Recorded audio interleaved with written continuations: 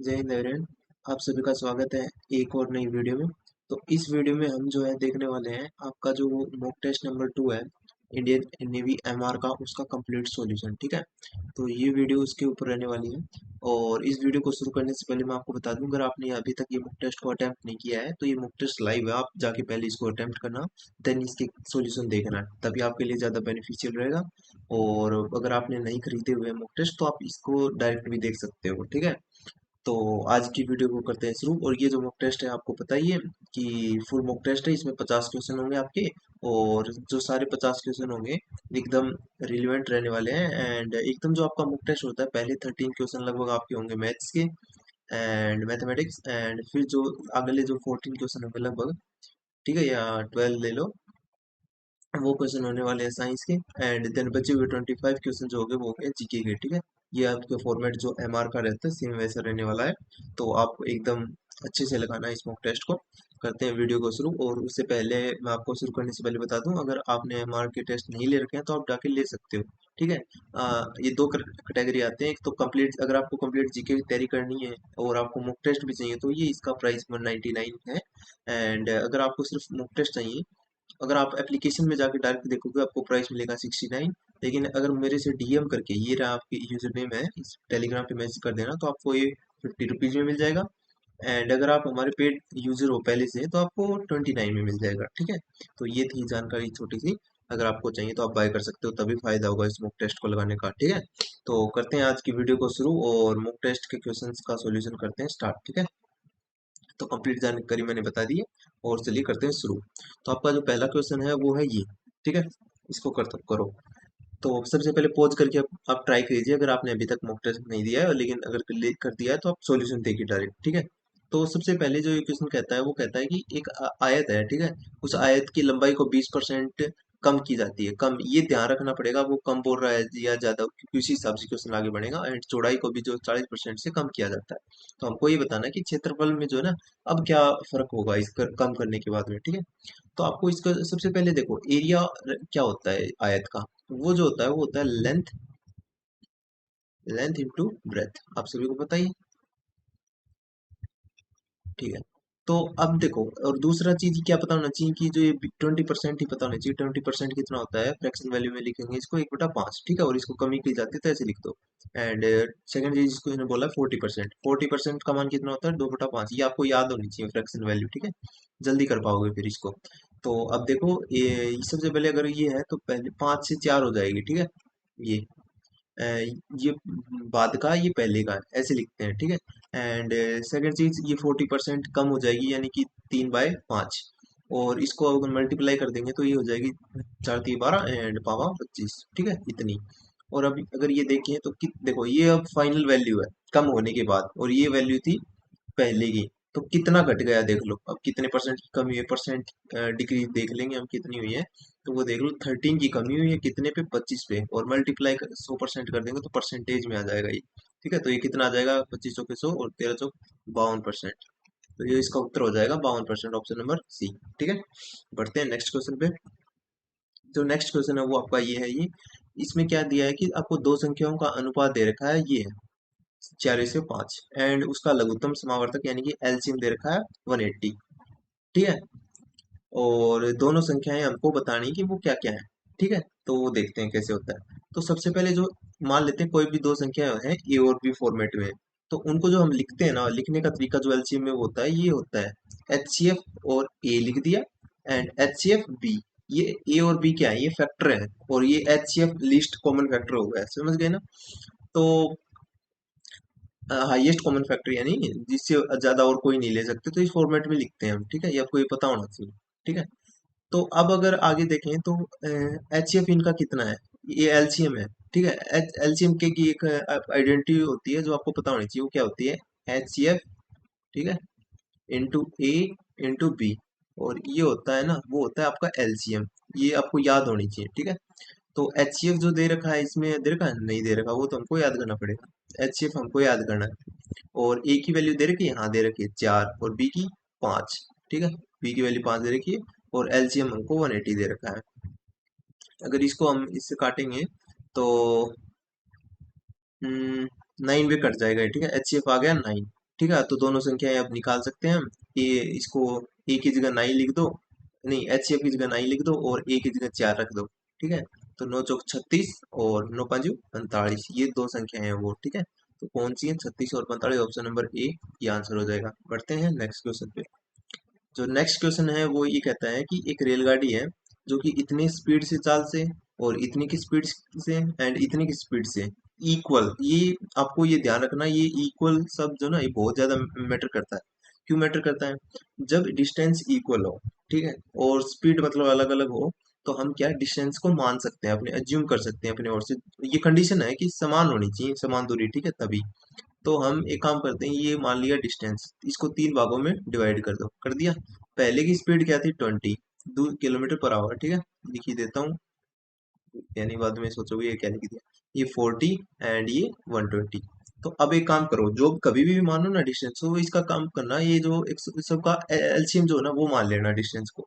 तो अब इन सब का डिस्टेंस एलसीएम कितना हो जाएगा? 120 हो जाएगा। तो 120 यहाँ पे, 120 यहाँ पे, 120 यहाँ पे, हो गया। और ये क्या है? डिस्टेंस है, किलोमीटर में आएगा, ठीक है सब। तो अब एवरेज स्पीड का फॉर्मूला पता होना चाहिए। एवरेज स्पीड क्या होती है? एवरेज स्पीड जो होती है वो होती है आपकी total distance and upon total time taken, ठीक है, टोटल टाइम, इतना लिख देता हूँ। तो टोटल डिस्टेंस देखो कितनी है, 120 इंटू 3 पार्ट्स में, ये टोटल डिस्टेंस हो गई। और टोटल टाइम कितना लिया है देख लो काट के, ये हो जाएगी 6 और 3 और 1, 6 3 और 1 10, तो यहाँ पे आ जाएगी 10 और ये काटा और ये आ गई 36 किलोमीटर पर आवर। ये आ गई एवरेज स्पीड, ठीक है। तो 36 है ऑप्शन नंबर डी में, ठीक है। बढ़ते हैं नेक्स्ट क्वेश्चन पे। अगला जो क्वेश्चन है वो क्या कहता है कि राम की जो बहन की उम्र जो है ना, राम की उम्र की आधी है। तो यहाँ पे ले लेते हैं राम एंड यहाँ पे राम सिस्टर,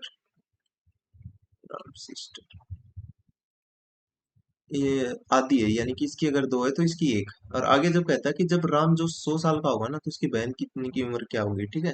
और ये एक लाइन हमने छोड़ दी कि राम आज 4 वर्ष का है, ठीक है।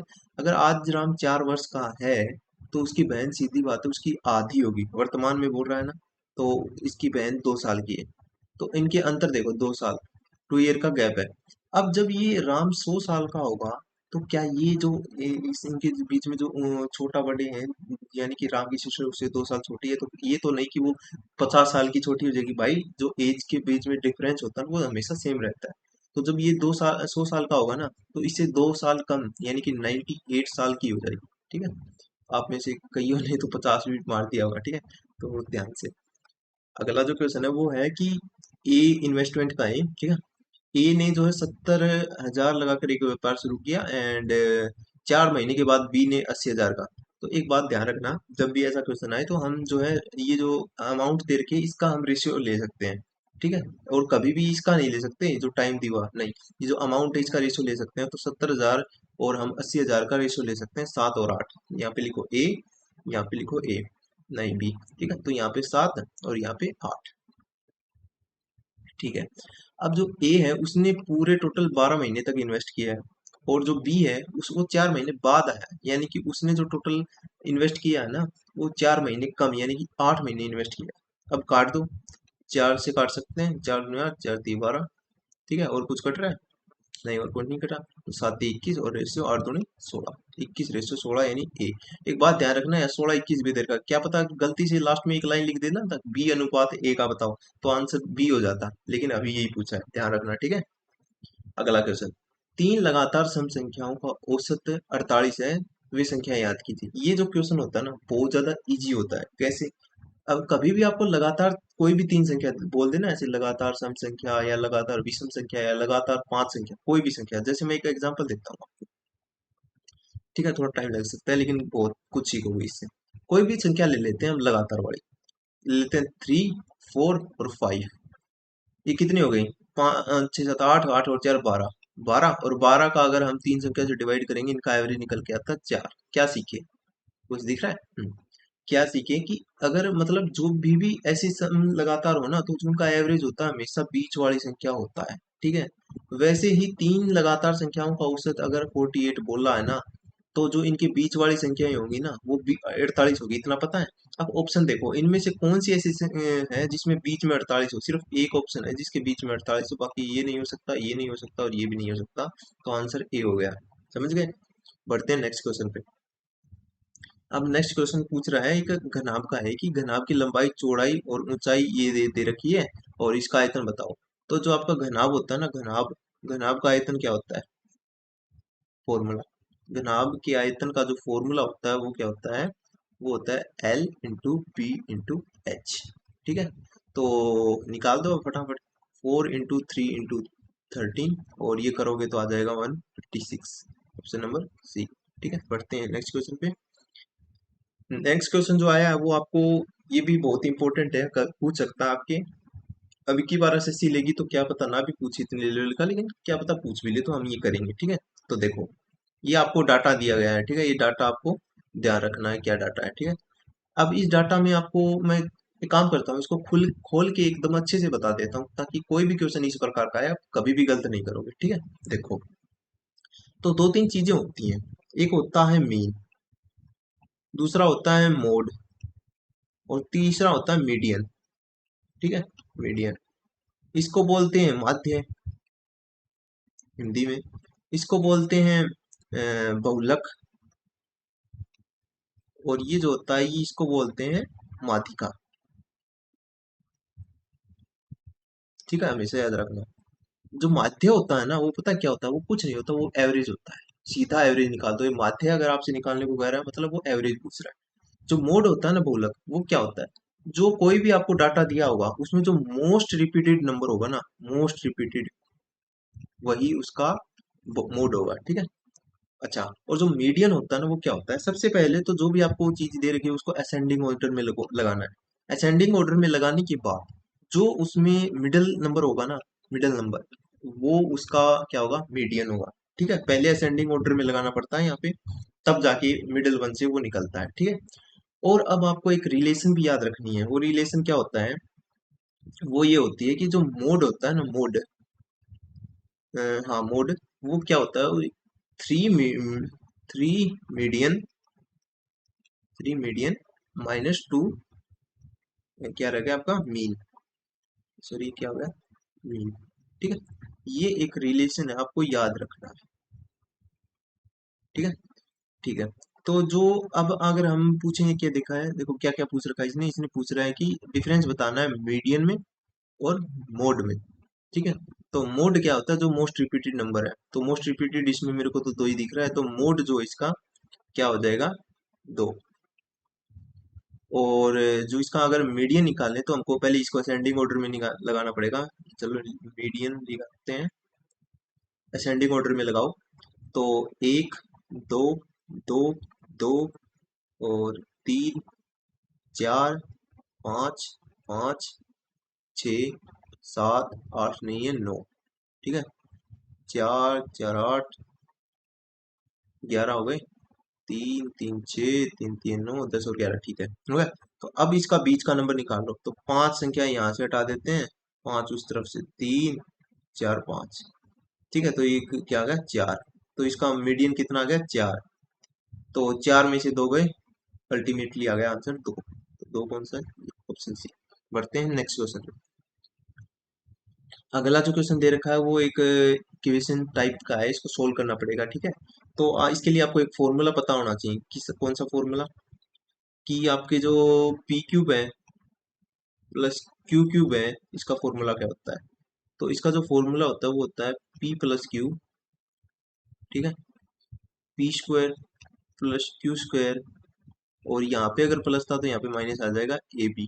ठीक है, ये होता है, और अगर यहाँ पे माइनस होता तो यहाँ पे माइनस आता था और यहाँ पे प्लस। ठीक है, ओके। तो अभी देखो सबसे पहले कैसे निकलेगा पी प्लस क्यू का,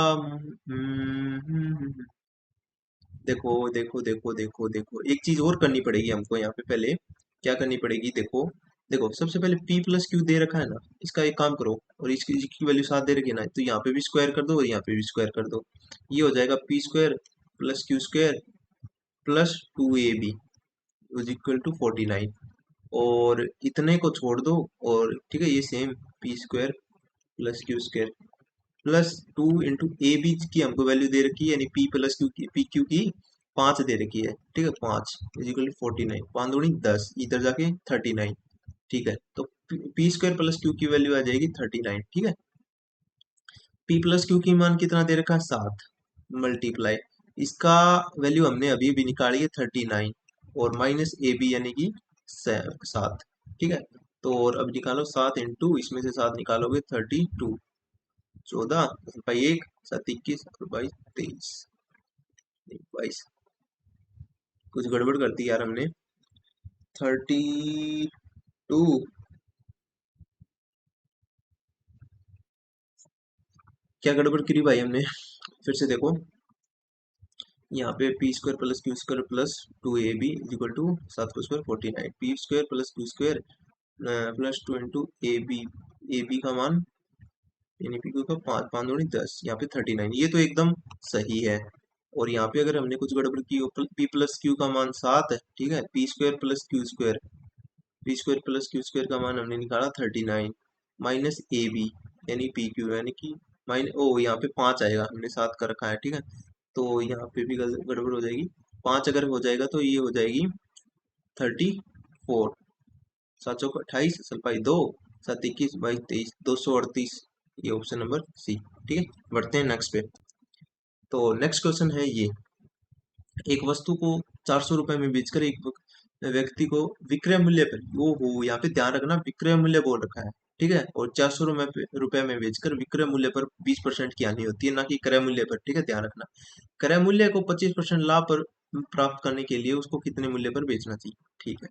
देखो 20% का मान पता होना चाहिए, 20% का मान होता है 1/5, ठीक है। और ये कह रहा है कि, और यहाँ पे देखो एक बात बताऊं, ये जो 1/5 है ये क्रय मूल्य पर है, क्रय मूल्य पर विक्रय मूल्य पर होने का मतलब क्या है कि ये जो नीचे है ना ये विक्रय मूल्य है, यानी कि ये सेलिंग प्राइस है, और ये जो ऊपर है ना ये इसका क्या है, लॉस, ठीक।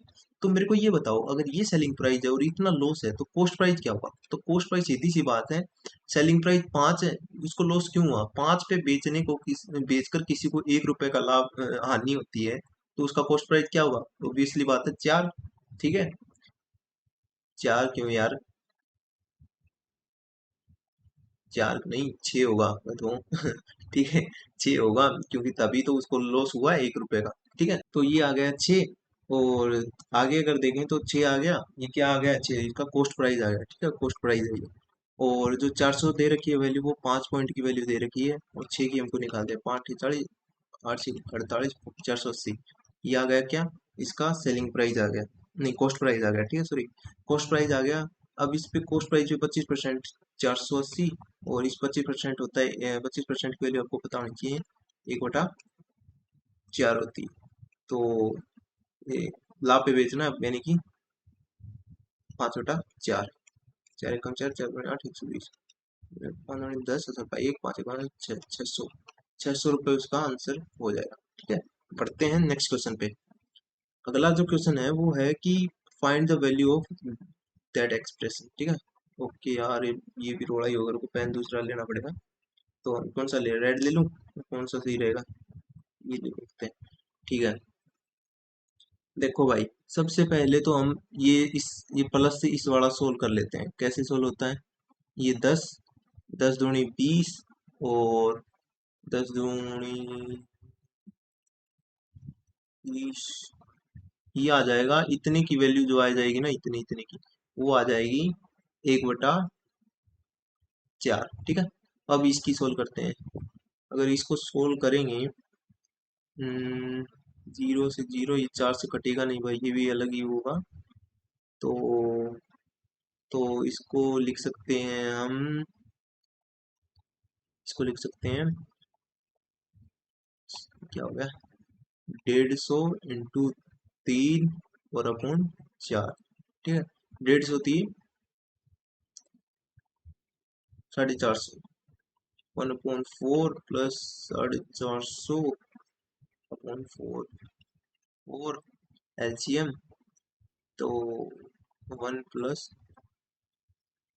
तो ये आ रहा है 1 4 ये आंसर है, ऑप्शन नंबर सी आंसर हो जाएगा, ठीक है। बढ़ते हैं नेक्स्ट क्वेश्चन पे, और जो अगला क्वेश्चन है उसको सोल्व करें, तो अभी पेन वाइट ले लेते हैं, एक धनराशि साधारण ब्याज पर 10 वर्षों में दोगुनी हो जाती है, तो प्रति वर्ष ब्याज की दर क्या है? ठीक है, देखो, एक धनराशि साधारण ब्याज पर 10 वर्षों में दोगुनी हो जाती है। दोगुनी यानी कि अगर हम देखें 10 सालों में जाके हो रही है दोगुनी।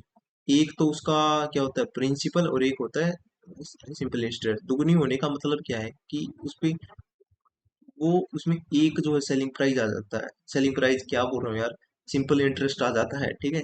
और एक उसका प्रिंसिपल है 10 सालों में। तो हमको रेट निकाल लेते हैं, पहले एक काम करते हैं, प्रिंसिपल एक है और जो है नहीं, सिंपल इंटरेस्ट आएगा यहाँ पे एक, प्रिंसिपल एक इंटू 10 सालों में और रेट अपॉन 100, ठीक है। ये 10% उसकी आ जाएगी रेट, ठीक है। 10% रेट आ गई, प्रतिवर्ष की दर 10% ही आएगी, यही तो पूछ रहा था भाई, ठीक है। Option number C. बढ़ते हैं नेक्स्ट क्वेश्चन। अगला जो क्वेश्चन है वो कह रहा है कि एक वस्तु का अंतिम मूल्य बोल रहा हूँ, अंकित मूल्य 2,000 रुपये है और इसे 20% और x% की दो छूट के बाद में इतने में बेचा जाता है, तो x का मान बताना है, ठीक है। देखो अब कैसे होता है। सबसे पहले कोई उसका जो है अंकित मूल्य 2,000 था, 2,000 लिखो, लिख लिया। पहली परसेंट 20% का मान होता है 1/5, यानी कि छूट के बाद में 4/5 पे बेचा जाएगा।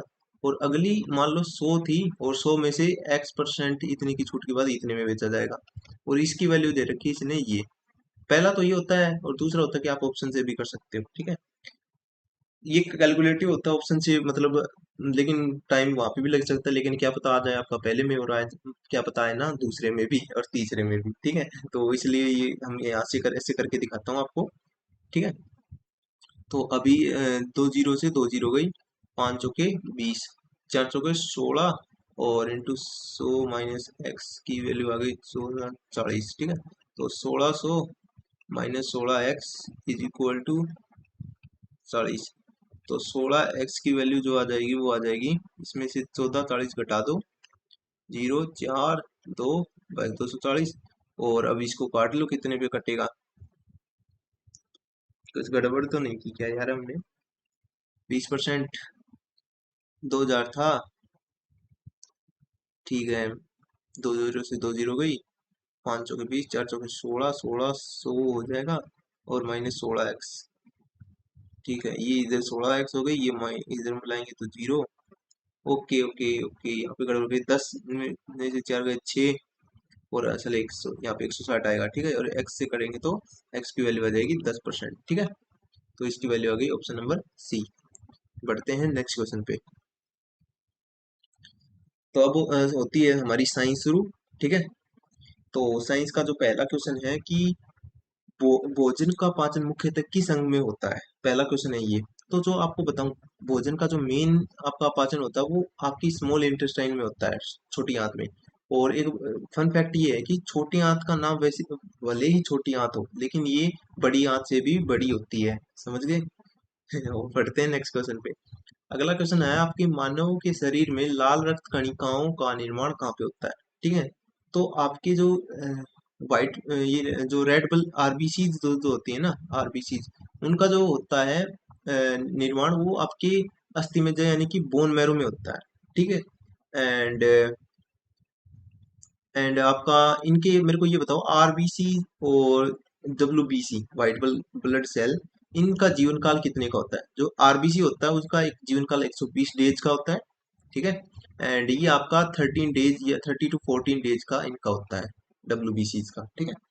बढ़ते हैं नेक्स्ट क्वेश्चन पे। ये अगला क्वेश्चन कहता है कि इंसुलिन की कमी से जो डायबिटीज होती है, इंसुलिन की कमी से कौन सा रोग होता है? ठीक है, ये डायबिटीज मैंने बोल ही दिया, ठीक है। तो डायबिटीज होता है रोग किसकी? इंसुलिन की कमी से, ठीक है। और बाकी आयोडीन की कमी से घेंगा रोग होता है, आपको पता ही है। और अगर आपको B12 की कमी हो जाए तो आपको खून की कमी, एनीमिया हो जाता है। और एड्स की आपको मैं बताऊं तो इसकी सबसे पहले तो आपको फुल फॉर्म ही पता होना चाहिए। इसकी फुल फॉर्म होती है इम्यून क्या होती है? इम्यूनो डेफिशिएंसी सिंड्रोम, ठीक है। और इसका वायरस जो होता है वो HIV, ह्यूमन इम्यूनो वायरस होता है, इम्यूनो डिफिशियंसी वायरस, ठीक है। और एड्स दिवस कब मनाते हैं हम? एड्स दिवस मनाते हैं 1 दिसंबर को। और अगर एक और फैक्ट बताऊं तो आपको, इसका जो टेस्ट होता है ना, एड्स का, वो उसको एलिसा टेस्ट बोलते हैं, एलिसा, ये इसका टेस्ट होता है, ठीक है। ये 3-4 फैक्ट आप याद रखना, आपका काम हो जाएगा। अगला क्वेश्चन जो है वो पूछ रहा है कि मनुष्य में कौन सा रक्त समूह सर्वग्राही, सर्वग्राही का मतलब जो सबसे ले सकता है, ठीक है, और एक आपका डोनर भी पूछ सकता है, जो आप सबको दे सकता है, ठीक है, रक्त। तो देखो सबसे लेने वाला तो वो होता है ए बी, और ए बी के ऊपर आता है positive sign, option number C. और जो सबको दे सकता है ना रक्त, उसको ए नेगेटिव बोलते हैं, ओ नेगेटिव बोलते हैं, सॉरी, ठीक है, ये सबको दे सकता है, इसको यूनिवर्सल डोनर बोलते हैं, ठीक है। बढ़ते हैं नेक्स्ट क्वेश्चन पे। अगला क्वेश्चन कहता है कि मानव में गुणसूत्रों की कुल संख्या कितनी होती है, ठीक है। तो मानव में दो पेयर गुणसूत्र होते हैं, और टोटल अगर बात करें तो 46, और एक पेयर में 23 होते हैं, ठीक है। अगर एक पेयर में पूछे तो 23, और लेकिन टोटल अगर पूछे तो 46, ठीक है। बढ़ते हैं नेक्स्ट क्वेश्चन पे। अगला क्वेश्चन पूछता है कि आपको ये बताओ कि विटामिन जो ए होता है ना, उसकी कमी से कौन सा रोग होता है इनमें से, ये पूछ रहा है, ठीक है। तो सबसे पहले बेरी बेरी बेरी बेरी की बात करें तो ये विटामिन, ये तो होता है बी की कमी से, विटामिन बी। और यही आंसर हो जाएगा, रतौंधी यानी कि नाइट ब्लाइंडनेस जो होता है विटामिन ए की कमी से होता है। रिकेट्स की बात करें तो विटामिन डी की कमी से होता है ये, ठीक है। और एनीमिया मैंने आपको पहले ही बता दिया, B12, ठीक है। बढ़ते हैं नेक्स्ट क्वेश्चन पे। अगला जो क्वेश्चन है वो कहता है कि ओजोन परत किस मंडल में पाई जाती है, यानी कि कौन सी लेयर में ओजोन हमको मिलती है, कौन सी स्फीयर में, ठीक है। देखो, तो सबसे पहले तो आपको पता होना चाहिए लिथोस्फीयर जो ना, ये तो आपकी जो अर्थ होती है, अर्थ जहाँ पे लावा वावा बनता है ना, अर्थ क्रस्ट में, वहां पे होती है। तो इसका तो इससे कोई रिलेशन नहीं, ना ही इसका बायोस्फीयर का। तो ये दोनों आपको पढ़ने हैं, ये दोनों इंपॉर्टेंट है, ट्रोपोस्फीयर एंड स्ट्रेटोस्फीयर। तो ट्रोपोस्फीयर जो होता है ना, इसमें जो आपकी जितनी भी वेदर फिनोमिना होती है ना, वेदर वाली जितनी भी आपको मौसम संबंधी घटनाएं, वो यहाँ पे होती हैं, ठीक है। और इसमें जब हम ऊंचाई पे जाते हैं ना, तो जो टेम्परेचर है, टेम्परेचर वो डिक्रीज होता है। लेकिन इसमें उल्टा है स्ट्रेटोस्फेयर में। स्ट्रेटोस्फेयर में जो टेम्परेचर है ना, जब ऊपर जाते हैं तो वो बढ़ता है, ठीक है। ओके। और जो आपकी ओजोन लेयर है वो इसी स्ट्रेटोस्फेयर में पाई जाती है। और एक और फैक्ट आपको याद रखना है कि जितने भी आपके जेट वगैरह होते हैं वो इसी लेयर में फ्लाई करते हैं, ठीक है। और ये थे, आगे बाकी देख लेंगे और आएंगे तो, ठीक है। अगला जो क्वेश्चन है वो कहता है कि जो सेल होता है उसमें suicidal suicidal bag of the cell इसे किसे कहते हैं, जो कोशिका की आत्मघाती सैली, मतलब थैली किसे कहते हैं, ठीक है। तो ये आपके ऑप्शन है, देखो। तो इसका आंसर जो हो जाएगा वो हो जाएगा लाइजोजोम। लाइजोजोम को ही हम suicidal bag of the cell कहते हैं। माइटोकॉन्ड्रिया जो होती है, माइटोकॉन्ड्रिया को हम कहते हैं पावर ऑफ द सेल। यहाँ पे मतलब जितनी भी सेल के लिए जितनी भी पावर होती है वो यहीं पे जनरेट होती है, इसलिए कहते हैं इसको। एंड राइबोसोम जो है ना, इसमें ये प्रोटीन सिंथेसिस के लिए काम करता है, ठीक है। और जो आपका न्यूक्लियस है ये ब्रेन कहलाता है किसी भी सेल का, ठीक है। बढ़ते हैं नेक्स्ट क्वेश्चन पे। जो आपकी अगला क्वेश्चन है वो कहता है कि थायराइड ग्रंथि जो है उसमें बहुत ज्यादा ग्रोथ होने लगती है, वो किसकी कमी से होती है, ठीक है। तो ये वही है आयोडीन झींगा वाला। तो आयोडीन की जब कमी हो जाती है तो उसमें क्या होता है कि थायराइड ग्रंथि वो बहुत ज्यादा बढ़ जाती है, फूल जाती है, ऐसे कह सकते हो, ठीक है। तो ये था। और बाकी कैल्शियम जो है आपकी हड्डियों के लिए वगैरह के लिए, ठीक है, विटामिन डी, ठीक है। अगला जो क्वेश्चन है वो कहता है कि सापेक्षता का सिद्धांत यानी कि थ्योरी ऑफ रिलेटिविटी किसने दी थी, ठीक है, किसने प्रपोज की थी, ऐसे बोल सकते हो। तो सबसे पहले तो न्यूटन, न्यूटन का तो आपको पता है, ये 3 लाख बहुत ज्यादा वो है, ठीक है, फेमस। फर्स्ट लॉ क्या कहता है, जब तक कोई बॉडी रेस्ट पे रहेगी, जब तक रहेगी जब तक उस पर कोई एक्सटर्नल फोर्स अप्लाई ना किया जाए, ठीक है। जैसे कि और एग्जांपल अगर इसके बोलूँ तो, जैसे कि जब कोई यात्री बस में बैठा हो, ठीक है, तो उसको बस आगे चले तो वो पीछे की ओर धक्का लगता है उसको, ये सब एग्जांपल। सेकंड जो है ये force is equal to M A, ये लॉ है, ठीक है। और थर्ड वाली जो होती है वो होती है कि every action has equal and opposite reaction, ठीक है। जिसमें मतलब इस पे अगर कहूँ तो रॉकेट जो काम करती है आसमान में जाती है इसी पे काम करती है। एंड जब सेकंड जब अगर बताऊं तो जो नाव होती है, रेस्ट में है नाव, और जब कोई उस पे आके कोई व्यक्ति उस पे आके एकदम चढ़ता है तो वो एकदम आगे की ओर और ये व्यक्ति पीछे की ओर गिरता है। तो ये भी इसका ही एग्जाम्पल है। अगला आर्किमिडीज। आर्किमिडीज इसका क्या होता है कि जैसे कि अगर जितनी भारी कोई वस्तु होगी ना उसके उतने ही डूबने के कम चांस होते हैं, ये आर्किमिडीज का सिद्धांत कहता है। जैसे कि अगर कोई मतलब सुई है और एक तरफ नाव है, सुई को अगर पानी में गिरोगे डूब जाएगी, लेकिन जहाज तैरती है। ये सिद्धांत आर्किमिडीज पे ही है, ठीक है। अगला जो है वो है आर्यभट्ट। आर्यभट्ट का तो आपको पता ही है, इन्होंने शून्य की खोज की थी, ठीक है। एंड चौथा जो है एल्बर्ट आइंस्टाइन, इन्होंने ही जो है आपकी ये थ्योरी ऑफ रिलेटिविटी दी थी, ठीक है। बढ़ते हैं आगे। अगला जो क्वेश्चन है वो कहता है कि आपको बताना है कि गति का जो तीसरा समीकरण है वो कौन सा है, ठीक है। तो ये जो है v equal to A T, ये फर्स्ट है, एंड ये आपका सेकंड है, और ये आपका थर्ड आंसर यही हो जाएगा। और ये f इक्वल टू एम मैंने पहले ही बता दिया, ये आपका न्यूटन का कौन सा लॉ है, सेकंड लॉ, ठीक है। बढ़ते हैं आगे। अगला जो क्वेश्चन है वो है कि साइटोलॉजी किसके अध्ययन को कहा जाता है। देखो, साइटोलॉजी जो है ना, सेल के अध्ययन को साइटोलॉजी कहते हैं। जो हर्ट होता है उसके अध्ययन को कार्डियोलॉजी बोलते हैं, ठीक है। फ्रूट की जो होती है वो पोमोलॉजी होती है, और किडनी की होती है नेफ्रोलॉजी। और जो आपकी नर्वस सिस्टम होता है उसके न्यूरोलॉजी, ठीक है। दोनों नाम एक से हैं, ध्यान रखना। तो अब यहाँ से जीके शुरू हो जाती है हमारी, साइंस कंप्लीट हो चुकी है, मैथ भी, ठीक है। तो ये जो है भारत का पहला क्वेश्चन है कि भारत का सर्वोच्च वीरता पुरस्कार कौन सा है इनमें से, ठीक है। ये क्वेश्चन है। देखो, अशोक चक्र जो है ना, ये शांति के क्षेत्र में दिया जाता है, ये पीस में आता है, ठीक है, पीस। एंड भारत रत्न आपको पता है सिटीजन को दिया जाने वाला सबसे सबसे पहला प्रथम सबसे ऊंचा पुरस्कार है, ठीक है। और ये किसको मिला था आपको पता होनी चाहिए। फर्स्ट जो है 1954 में दिया गया था, 3 लोगों को दिया गया था। और वो 3 कौन कौन थे, एक तो हमारे डॉक्टर राजेंद्र प्रसाद, दूसरे सर्वपल्ली राधाकृष्णन, एंड एक बच गए वो सीवी रमन, ठीक है, सेकंड सीवी रमन। एंड जो वीरता के क्षेत्र में जो सबसे बड़ा पुरस्कार है वो है परमवीर चक्र, ठीक है, परमवीर चक्र। और ये पहले प्राप्त करने वाले कौन थे, फर्स्ट रेसिपिएंट कौन थे इसके, सोमनाथ शर्मा, ठीक है। लिख भी देता हूँ, सोमनाथ, ठीक है, शर्मा। बढ़ते हैं आगे। अगला जो क्वेश्चन है वो कहता है कि आपको चट्टानों को काटकर प्रसिद्ध महाबलीपुरम के मंदिर का निर्माण किसने करवाया था इनमें से, ठीक है। तो देखो, तो इनमें से आंसर हो जाएगा इसका, वो करवाया गया था पल्लवों के द्वारा, ठीक है। तो अभी इनके जो है इस तीनों के, चोलों, पल्लवों और राष्ट्रकूटों के जो फाउंडर थे वो पूछे जाते हैं। तो चोलों के जो शक्ति थे, ये इनका जो फाउंडर था वो था विजयालय, ठीक है। और ये जो पल्लव थे इनके थे जो फाउंडर, वो उसको तो वो थे सिंह विष्णु, ठीक है। और जो ये आपके राष्ट्रकूट थे, इनके जो फाउंडर थे उनको कहते थे दंती दुर्ग, कहते कहते थे, ठीक है। दंती दुर्ग उनके फाउंडर थे।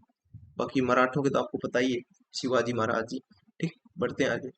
अगला क्वेश्चन कहता है कि सबसे उपजाऊ मिट्टी कौन सी होती है इनमें से।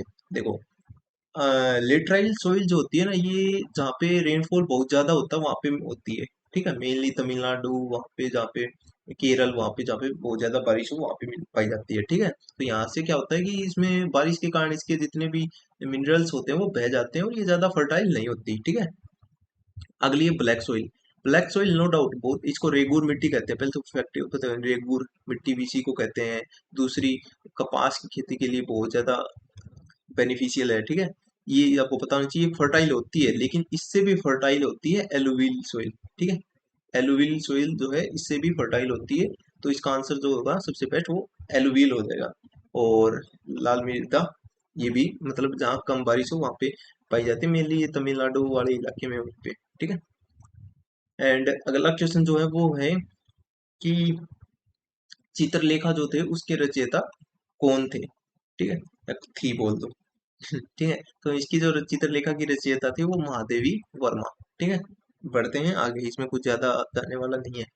अगला क्वेश्चन है कि छोटा इमाम बाड़ा कहाँ पर स्थित है, ठीक है, छोटा इमाम बाड़ा। तो ये जो आपका स्थित है वो है लखनऊ में, ठीक है। और बाकी तो आपको पता ही है, वो क्या बोलते, ताजमहल आपका आगरा में, दिल्ली में भी बहुत सारी चीजें हो जाती हैं, ठीक है। अगला क्वेश्चन, अगला जो है आपका करंट अफेयर से पूछा गया है। ये कह रहा है कि 24 सितंबर 2025 को पूर्ण परिचालन स्थितियों के अंतर्गत रेल आधारित मोबाइल लॉन्चर से डीआरडीओ द्वारा किस मिसाइल का सफल प्रक्षेपण किया गया था, ठीक है। तो ये क्वेश्चन का आंसर बताइए। तो इसका जो आंसर हो जाएगा वो हो जाएगा ऑप्शन नंबर सी, अग्नि प्राइम। अग्नि प्राइम मिसाइल आपको याद है, जब एक ये थी एक ट्रेन के द्वारा इस पे लगा के और ट्रेन के द्वारा इसको लॉन्च किया जा सकता है, ये आपके न्यूज में भी थी काफी। तो इम्पोर्टेंट क्वेश्चन है, आपको इसको मार्क कर लेना, आपके आ सकता है। ठीक है, बढ़ते हैं आगे।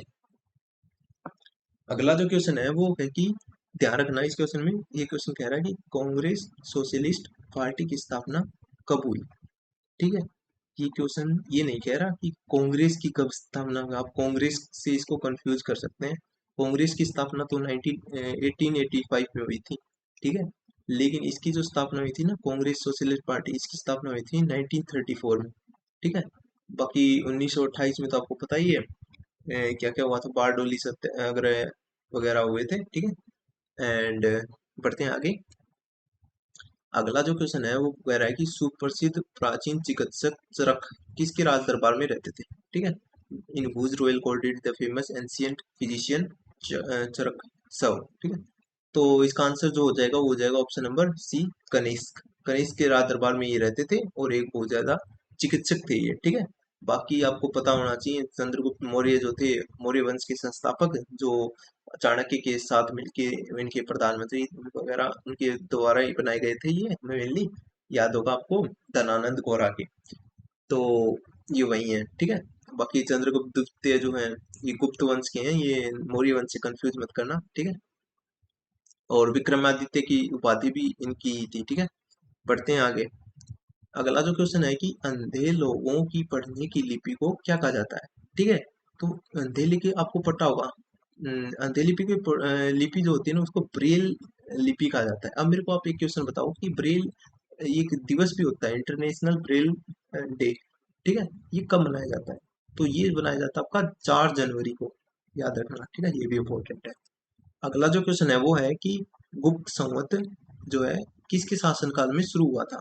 ठीक है, तो गुप्त संवत की जो स्थापना हुई थी वो चंद्रगुप्त प्रथम के टाइम पे हुई थी, और चंद्रगुप्त प्रथम गुप्त वंश के ही थे। और इनकी जो ना, इनको बताऊं, इनकी उपाधि पता होनी चाहिए आपको। इनकी उपाधि जो थी ना वो थी महाराजा धीराज।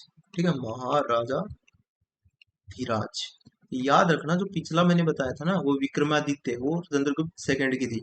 समुद्रगुप्त जो ना इनको कविराज कहा जाता था क्योंकि इन्होंने वीणा बजाते हुए सिक्के जारी किए थे। ठीक है, और इनको भारत का नेपोलियन भी कहा जाता है। ठीक है, और ये थे वो आपके कौन, इनको मैं कह रहा था विक्रमादित्य की उपाधि जो दी थी ना वो ये थे। और कुमार गुप्त तो नालंदा वाले हैं ये। ठीक है, अगला बढ़ते हैं। अगला जो क्वेश्चन है वो महिला कबड्डी विश्व कप जो है 2025 किसने जीता। तो ये हमारे जीता है भारत ने। और ये आपको पता है कि देख सकते हैं ये भारत के द्वारा जीत लिया गया है। और इसमें जो रनर अप है वो चाइना रहा और ये बांग्लादेश में हुआ था। ठीक है, बढ़ते हैं आगे। अगला जो क्वेश्चन है वो सतमाला पहाड़ियाँ कहाँ पर स्थित है, ये पूछा गया है। तो आपका सतमाला पहाड़ियाँ जो होती हैं वो महाराष्ट्र में होती हैं। ठीक है, मेनली महाराष्ट्र में पाई जाती हैं। एंड आपको एक क्वेश्चन का जवाब देना है कि जो साउथ इंडिया है, साउथ इंडिया, उसकी हाईएस्ट पीक बतानी है। ठीक है, हाईएस्ट पीक, तो साउथ इंडिया की हाईएस्ट पीक का नाम क्या है पता है। देखो, दो आपको ऑप्शन बताऊं, आप कंफ्यूज हो सकते हो, तोता बेटा और अनाईमुड़ी में। तो जो इसकी जो है वो अनाईमुड़ी आंसर होगा, ना कि तोता बेटा। ठीक है, और आपको वेस्टर्न घाट की भी पूछ ले तो यही होगी आंसर। ठीक है, बढ़ते हैं आगे। अगला जो क्वेश्चन है वो है कि विरूपाक्ष मंदिर कहाँ पे स्थित है। तो जो आपका विरूपाक्ष मंदिर है वो आपका हो जाएगा कहाँ पे, कर्नाटक में। ठीक है, बाकी गुजरात में आपको पता ही है सोमनाथ मंदिर, जो मोहम्मद गजनवी वाला याद होगा ना, वही। ठीक है, बाकी तमिलनाडु में आपको बताऊं तो एक मीनाक्षी टेम्पल, और एक और था, उसका नाम ध्यान नहीं आ रहा मेरे को, वो देख सकते हैं आप, यही था। ठीक है, लिंगराज मंदिर आपको हो जाएगा कहाँ पे, ओडिशा में। ठीक है, याद रखना। और हाँ, याद आ गया, वो बृहदेश्वर मंदिर यहीं पे है, बहुत इंपॉर्टेंट है ये, बृहदेश्वर मंदिर, याद रखना। ठीक है, बढ़ते हैं आगे। अगला जो क्वेश्चन है वो 1510 में आदिल शाह शेरकुवा किसने छीना, पता है। आपको एक फैक्ट भी बताता हूँ फिर। तो सबसे पहले इसका आंसर अगर बताऊं तो इसका आंसर जो हो जाएगा वो हो जाएगा, हम्म, इसका जो आंसर था वो, यार इसका दो में कंफ्यूज हूँ, थोड़ा देखना पड़ेगा। ठीक है, इनमें से ही एक था आंसर, डी अल्मेडा या फिर अल्बुकर्क में से। तो सबसे पहले तो मैं बताऊं तो एक ब्लू वाटर पॉलिसी इसने लाई थी, ठीक है, blue water policy, blue water policy. और अल्बुकर्क जो था, इसने इस ब्लू वाटर पॉलिसी को खत्म किया था, ठीक है। और अगर मैं इसका फाइनल आंसर आपको बताऊं तो डी अल्मेडा, इसका मेरे को पता है ज्यादा से ज्यादा, पक्का ना इसका आंसर अल्बुकर्क की ही होगा, ठीक है। बाकी अगर कोई दिक्कत होती है तो मैं कमेंट में बता दूंगा, ठीक है। आप बताना कमेंट में, याद नहीं है मेरे को, थोड़ा ध्यान से नहीं है, आप बताना, ठीक है। अगला जो क्वेश्चन है वो जापान की मुद्रा का नाम पूछ रहा है, ठीक है, क्या है। देखो, जो युआन है ये है चाइना की मुद्रा, चाइना। वोन जो है ये साउथ कोरिया और नॉर्थ कोरिया की मुद्रा का नाम है। येन जो है ये है जापान, और रिनबी ये भी चाइना का ही मुद्रा का नाम है, ठीक है। तो इसका जो आंसर हो जाएगा जापान की येन हो जाएगा, ऑप्शन नंबर सी, ठीक है। अगला ये पूछ रहा है कि आईएमएफ का पूरा नाम क्या है। तो आईएमएफ का पूरा नाम होता है इंटरनेशनल मॉनेटरी फंड, यानी कि ऑप्शन नंबर डी, ठीक है। बढ़ते हैं अगले क्वेश्चन पे। अगला क्वेश्चन कह रहा है कि अंडमान और निकोबार आपका द्वीप समूह को कौन सा चैनल अलग करता है। तो इसको बहुत ज्यादा इम्पोर्टेंट, भाई इतना इम्पोर्टेंट क्वेश्चन है ना, ये पता नहीं 50 बार देख चुका मैं, ठीक है। तो इसका जो आंसर होगा वो option number A 10 degree channel होगा, ठीक। और 8 डिग्री चैनल मैं आपको बताऊं तो ये आपका जो है हो जाएगा मालदीव और मिनिकोय के बीच में, या फिर लक्षद्वीप, मालदीव या मिनिकोय, ठीक है, बोल सकते हो। और जो आपका ये 9 डिग्री चैनल है ना, ये है आपके मिनिकोय एंड आपका लक्षद्वीप में, ठीक है, ये भी याद रखना। पढ़ते हैं आगे। अगला क्वेश्चन है कि 2025 में मेजर ध्यानचंद खेल रत्न पुरस्कार किसे प्राप्त हुआ, ठीक है। तो इसका जो आंसर हो जाएगा वो हो जाएगा मनु भाकर, ठीक है। इसका आंसर मनु भाकर हो जाएगा। बाकी आप देख सकते हो 4 लोगों को ये मिला था। पहला मनु भाकर, ठीक है। और हरमनप्रीत सिंह, ये आपके हरमनप्रीत सिंह है। और प्रवीण कुमार एंड उसके डी गुगेश, ठीक है। इन 4 लोगों को प्राप्त हुआ। बढ़ते हैं अगले क्वेश्चन पे। अगला जो क्वेश्चन है कि राष्ट्रपति का कार्यकाल जो होता है वो कितने वर्ष का होता है। तो ये सबका ही पता होगा, बेसिक सा क्वेश्चन है, 5 साल का होता है, ठीक है। Next question. अगला क्वेश्चन पूछ रहा है कि मोरमुगांव बंदरगाह किस राज्य में स्थित है, ठीक है। तो मोरमुगांव बंदरगाह आपका हो जाएगा गोवा में। बाकी हम गोवा के अलावा जितने भी स्टेट हैं उनके जो महत्वपूर्ण है वो देखते हैं। इंडिया में टोटल ना 13 मेजर वो हैं, 13 मेजर, लेकिन उनमें से जो 12 है वो गवर्नमेंट के हैं और एक जो है वो प्राइवेट ओनर है, ये भी याद रखना, ठीक है। तो अभी आपके मैं बता देता हूँ, पेन का कलर एक बार थोड़ा चेंज कर लेता हूँ। देखो, तो सबसे पहले गुजरात का अगर मैं बताऊं तो जो गुजरात का आपका हो जाएगा ना, वो हो जाएगा दीनदयाल पोर्ट, ठीक है। इसको कांडला बंदरगाह भी कहते हैं, ठीक है, ये याद रखना, इसका नाम चेंज हो चुका है। अगला मुंबई में जो सबसे बड़ा पोर्ट होता है मुंबई पोर्ट, और दो है, एक जवाहरलाल नेहरू पोर्ट, ये इसका मतलब सहायता के लिए है बनाया गया है, ठीक है। और गोवा का मैंने बता दिया मोरमुगांव। एंड आपका ये हो जाएगा एक न्यू मंगलोर, ये कहाँ पे है, कर्नाटक में, ठीक है। और ये हो जाएगा केरल में कोचीन। और वो क्या बोलते हैं, 1498 में जो वास्को डी गामा आया था वो यहीं पे आया था कोचीन में, ठीक है। जमोरी ने उसका स्वागत किया था। और अगला जो है तुतिकोण जो बंदरगाह वो तमिलनाडु में है। तमिलनाडु में 3 बंदरगाह है मेनली, तुतिकोण, चेन्नई और एन्नोर, ठीक है। ये 3 बंदरगाह तमिलनाडु में। फिर आंध्र प्रदेश में आए तो विशाखापट्टनम पोर्ट हो जाएगा। उड़ीसा की बात करें तो पारादीप पोर्ट। और अगर पश्चिम बंगाल की बात करें तो कोलकाता पोर्ट, ठीक है। हुगली रिवर पे ये रिवर भी याद रखना, ठीक है। तो बढ़ते हैं नेक्स्ट क्वेश्चन पे। तो जो आपका अगला क्वेश्चन है वो है ये कि आपकी जो नॉर्वे है उसकी राजधानी क्या है। तो नॉर्वे की राजधानी देखो क्या हो जाएगी। तो आपका नॉर्वे की राजधानी हो जाएगी ओस्लो। एंड वॉर्सो अगर ये बात करें तो ये हो जाती है आपकी पोलैंड की राजधानी, पोलैंड। एंड कैनबरा हो जाती है ऑस्ट्रेलिया की, ऑस्ट्रेलिया। एंड हेलसिंकी आपकी हो जाती है फिनलैंड की, ठीक है। ये याद रख लो, तीनों इंपॉर्टेंट है। बढ़ते हैं आगे। भारत की पहली महिला राष्ट्रपति कौन थी, ठीक है, पहली महिला राष्ट्रपति। तो वो थी प्रतिभा सिंह पाटिल, ठीक है, ये याद रखना इंपॉर्टेंट है। इंदिरा गांधी की बात करें तो ये भारत की पहली महिला प्रधानमंत्री और ठीक है, एक तो महिला महिला पहली महिला प्रधानमंत्री। एंड एक और चीज, इनको भारत रत्न भी मिलने वाला पहले ही है। ठीक है, भारत रत्न जिनको मिला वो भी इनको ही मिला था पहले। एंड सरोजनी नायडू की बात करूं तो ये कांग्रेस की जो भारत की पहली, ठीक है, I N INC Indian National Congress के जो पहली भारतीय थी ना, जिन्होंने उनकी अध्यक्षता की, वो थी कौन? सरोजनी नायडू। लेकिन अगर ओवरऑल बोल चले ना, ओवरऑल तो वो थी एनी बेसेंट। ये भी याद रखना, ठीक है, एनी बेसेंट। फातिमा बीबी की बात करें तो ये सुप्रीम कोर्ट में पहली महिला जज, फर्स्ट महिला जज।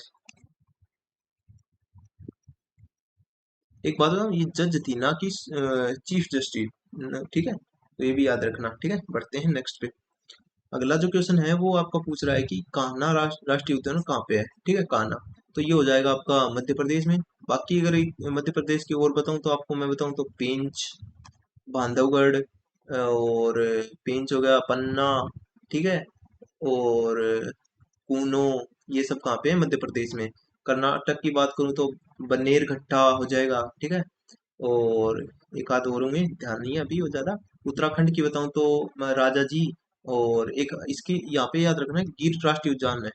गिर राष्ट्रीय, ये भारत का पहला उद्यान था। ठीक है, उद्यान फर्स्ट था। ठीक है, और 1936 में बना था, और ये फर्स्ट नेशनल पार्क था इंडिया का। ठीक है, और यहाँ पे बता दिया राजा जी हो जाएगा। और हिमाचल प्रदेश की बात करें तो यहाँ पे पिन वैली हो जाएगा। ठीक है, ये हो जाएंगे। ठीक है, बढ़ते हैं आगे। अगला जो क्वेश्चन है वो है कि भारत की सबसे बड़ी सहायक नदी कौन सी है। ठीक है, तो इसका जो आंसर हो जाएगा, देखो कई गलत कर सकते हैं इसको सीधा पढ़ के कि सहायक नदी पढ़ा और आंसर टिक कर दिया, कौन? गंगा। लेकिन ये हो जाएगा गलत। ठीक है, क्यों? क्योंकि ये सहायक नदी नहीं पूछा। नहीं, सहायक नदी करूंगी, सबसे लंबी नदी नहीं पूछी, सहायक नदी पूछी गई है। तो सहायक नदी की बात करें तो वो हो जाएगी आपकी, ये भी नहीं कौन सी हो जाएगी? सारे ऑप्शन गलत लग रहे हैं मेरे को तो। कृष्णा, गोदावरी, यमुना, यमुना आंसर हो जाएगा। ठीक है, यमुना इसका आंसर हो जाएगा। बाकी अगर मैं बात करूं दक्षिण की सबसे बड़ी नदी, ठीक है, दक्षिण यानी कि साउथ इंडिया की सबसे बड़ी नदी है ये गोदावरी। ठीक है, चल बढ़िए, बढ़ते हैं आगे। अगला जो क्वेश्चन है वो है कि भरतनाट्यम किस राज्य का एक शास्त्रीय नृत्य है। ठीक है, तो मैं आपको सभी के बता देता हूँ, सारे ही बता देता हूँ। एक काम करता हूँ, शास्त्रीय नृत्य तो सबसे पहले भरतनाट्यम हो जाएगा तमिलनाडु का। टोटल जो है ना 8 है। ठीक है, भरतनाट्यम तो आपका हो ही गया पहला, सभी लिख लो। ठीक है, भरतनाट्यम ये कहाँ पे हो जाएगा? तमिलनाडु का। अगला लिखो, केरल के लिखो अगला। केरल की अगर मैं बताऊँ ना, केरल की कौन कौन सी हो जाएंगी? कथकली और मोहिनीअट्टम,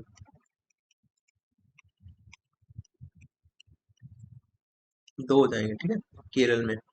ठीक है, और अगले में तमिलनाडु का मैंने बता दिया। उड़ीसा का हो जाएगा ओडिसी। ठीक है, उड़ीसा, उड़ीसा जो था ना इसका हो जाएगा ओडिसी। और एक हो जाएगा आपका मणिपुर का, देखो, मणिपुरी। और और बताऊं, एक लिखो, सत्रिया हो जाएगा आपका कहाँ पे? असम का। ठीक है, असम का हो जाएगा सत्रिया। ठीक है, और कथक लिखो एक, ये हो जाएगा उत्तर प्रदेश का। क्या नाम हो जाएगा? कथक। कितने हो गए? एक, दो, तीन, चार, पाँच, छ, सात, एक कौन सा रह गया भाई? हाँ, एक रह गया आपका आंध्र प्रदेश का। आंध्र प्रदेश का कुचिपुड़ी।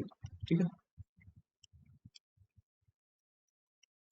आंधे आधे में से हमेशा पूड़ियाँ कच्ची रह जाती हैं, इसे याद कर सकते हो। ठीक है, तो ये 8 थे टोटल। बढ़ते हैं आगे। तो और यही थी आपकी क्लास टोटल। आपके क्वेश्चन हो चुके हैं पूरे।